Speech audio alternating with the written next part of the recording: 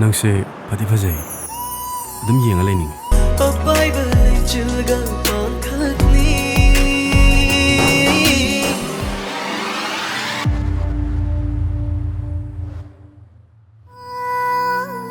Lao songs law Atopa doi ni yengras kaidawrage sida pama phangdoi mande is magi phane ka selaga luhong bado imadi sugyang yengjening de ko madum jang luhong ga do ba le di ne ai luhong ba yaw jaroi luhong ba ga yaw jaroi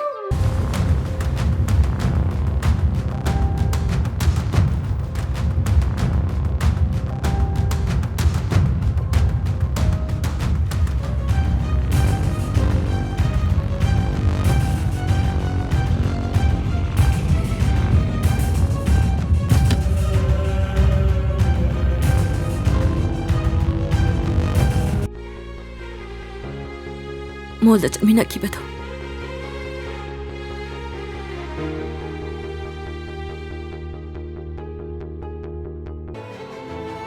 Moi anina nungsinana leminabadu ni ne mathau tari che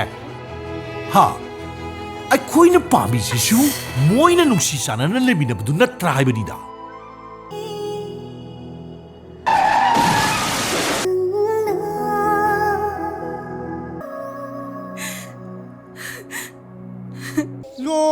Shuna taibang mapuna jina Malem laiting aida malem siamakpa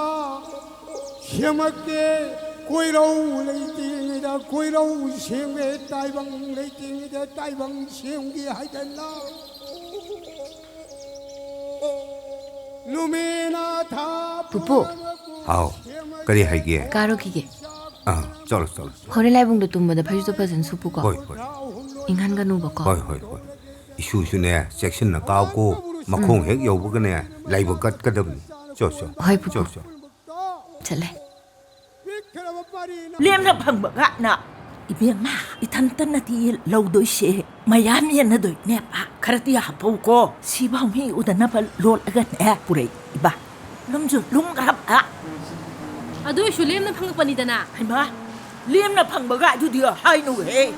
Ai na al ne na ai che thare iba. Sel du tang man khrati mayam du nai pu tha ja khidra. Ha, nang lau roi su to ya ye pi thok u pe. Som pi ne na taw we wa ne. Pu gro hai bro se.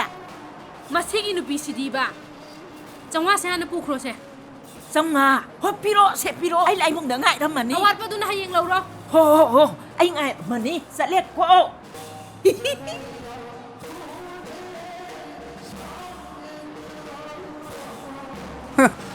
tau se sari ji la phoi chang thok pam te yeng jage sibu kya kya singe sibu la phoi je chang ma na ba ngak tani chani ya khai singe